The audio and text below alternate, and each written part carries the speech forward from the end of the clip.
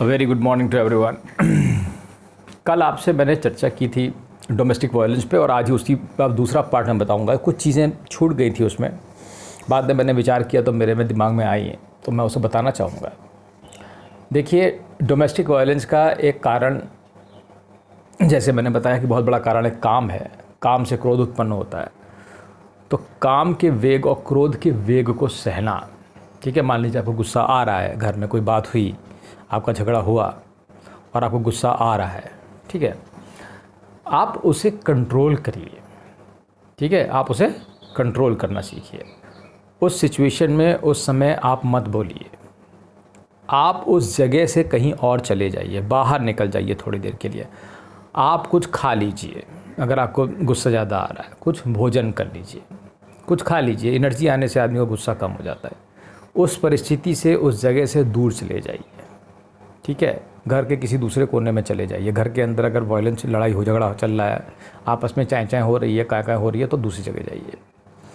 अगर आप उस जगह से दूसरी जगह चले जाएंगे तो थोड़ी देर में आपका गुस्सा शांत हो जाएगा, आप रिलैक्स महसूस करेंगे, आप अच्छा महसूस करेंगे। ठीक है, आप उस चीज़ को थोड़ी देर में, दिमाग अपने आप ही कंट्रोल करता है। तो वेग को सहना भी एक तरीका है डोमेस्टिक वायलेंस को कर्ब करने का। जैसे मान लीजिए आप रोटी पका रही है, आप महिलाएं, आप घर में रोटी पका रही हैं, गुस्सा आ रहा है, गर्मी बहुत हो रही है, चिड़चिड़ाहट हो रही है, खाना भी आपने नहीं खाया लेकिन आप बना रही हैं, आपको भी भूख लग रही है लेकिन आप गर्मी भी है, आप परेशान हैं।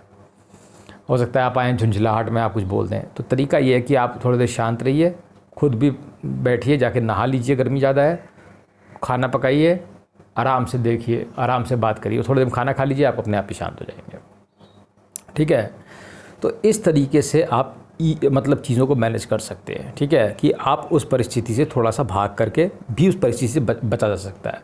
ये एक तरीका है।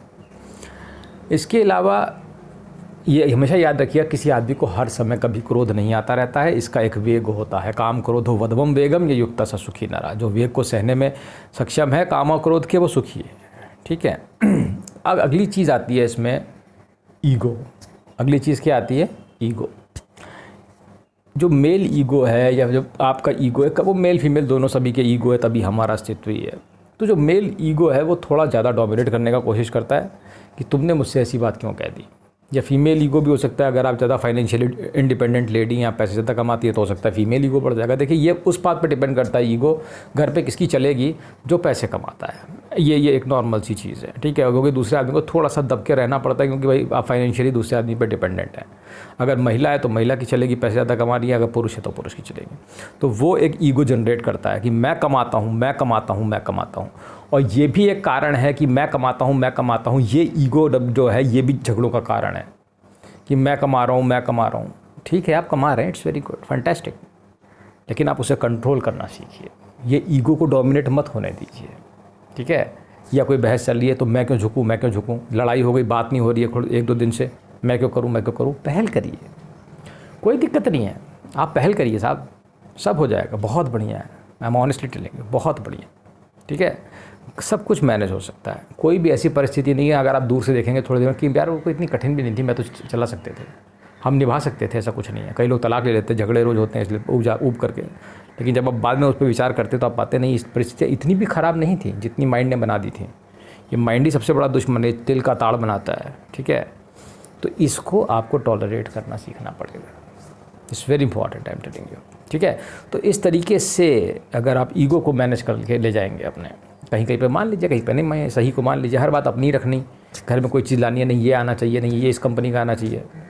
ये बहस है ना घर में, ये ले आए, ये पंखा ले आए, ये नहीं जी इस कंपनी का उषा का ही आएगा, नहीं जी खेतान का चाहिए मुझे, तो XYZ, या कूलर इसका आएगा, AC वर्लपूल का आएगा, नहीं जी वोल्टास का लाना, नहीं जी करियर का लाना है। तो इसी में झगड़ा हो रहा है।